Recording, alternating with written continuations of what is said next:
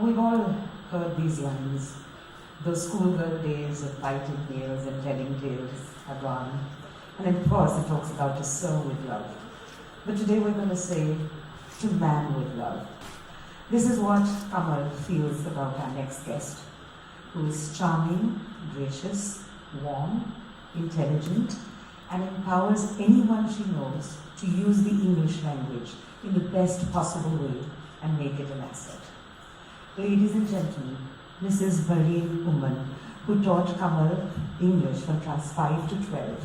It's thanks to her that Kamal loves English and grew to like it even more. And because of this lovely lady, that Kamal actually started his blog, which is a huge, huge success in the nephrology community. Mrs. Oommen's class was the most looked forward to, most loved class, because she believed that her students were her friends. Ladies and gentlemen, a teacher who everybody loved. Kamal's favorite teacher, gentle, strong, vivacious, God-fearing, and a beautiful singer as well. Ladies and gentlemen, Mrs. Marien Oommen.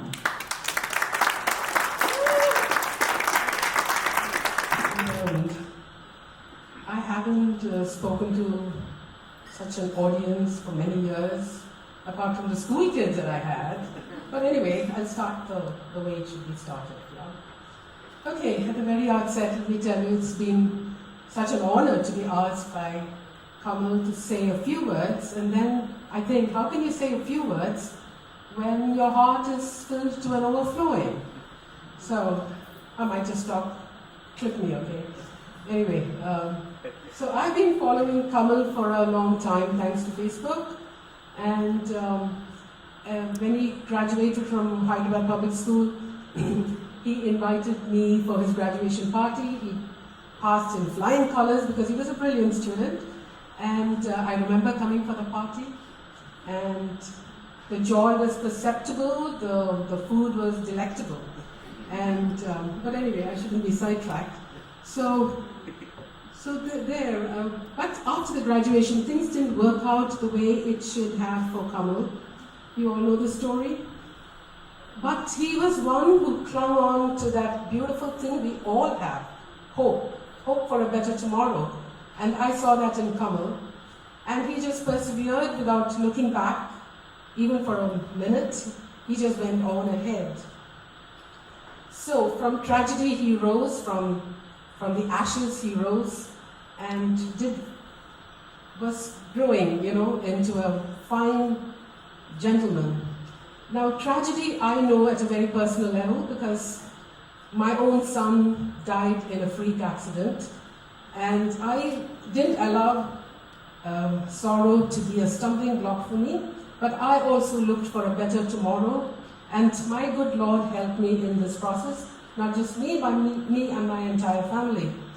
So, Kamal's story is in direct contrast with the story of my son, who was called at an untimely hour. So Kamal took the place, in a manner of speaking.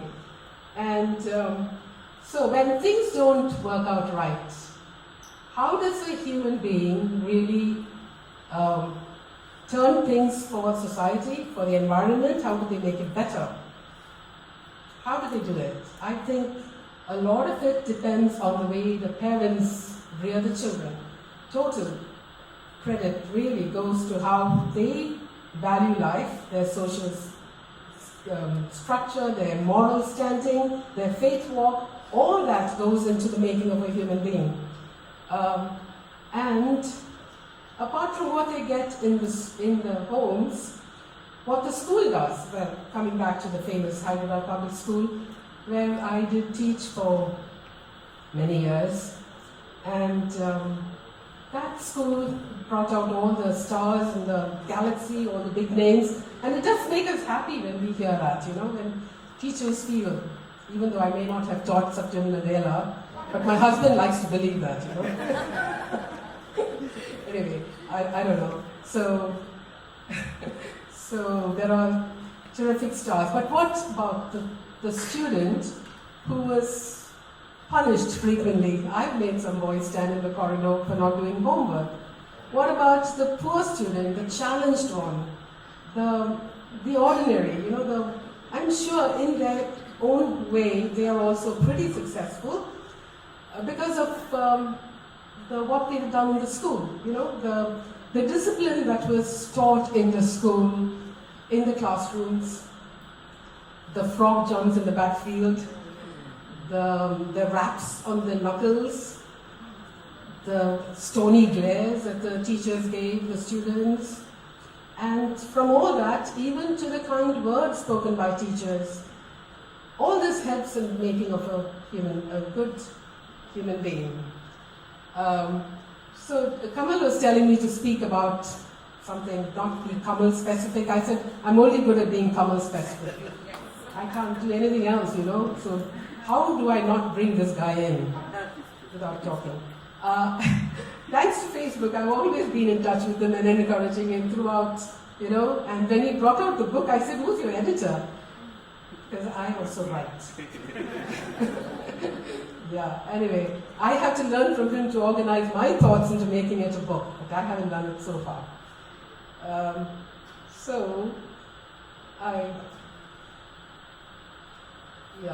today, if I were to rewrite what a good school should be in face of all this modern technology and artificial intelligence, I'd say get down to the real intelligent qualities of love and care, compassion and mercy, perseverance with patience, the dignity of labor. This is what the teachers of the new generation should teach the children. That it's not all about a rat race. Really, it's not about a rat race to get on top. But it is to teach compassion, and that's what the world needs today. To love your neighbor as yourself. That's what the world needs. And that's what will make a good school, in my opinion. Because everyone's just becoming so materialistic and so worldly-minded, we don't know where it will end. So I think that's what it should be. And I don't want to sound like a prick, self-righteous prick, but I'd say if one person helped another person, this world would be a far better place. And if my dear Kamal's silver lining can help one human being, or 10, or 100, then that's more than enough. Because at the end of the day, it's not about fame and vainglory, but it's about knowing yourself, being true to yourself, and walking humbly, knowing that God is watching over all of us, because He loves us. He loves us all. And that's what we should aspire, kindness and compassion, mercy, all these things. So just before I finish being the English teacher that I was, let me say a little line. Poem. All that is gold does not glitter. All that is gold does not glitter. Not all those who wander are lost. The old that is strong does not wither. Deep roots are not touched by the frost. From the ashes a fire shall be woken. A light from the shadows shall spring. Renewed shall be the blade that was broken. The crownless again shall be king. Thank you very much for listening. God bless. Everybody who's had a pity party till now, I think pull up your socks.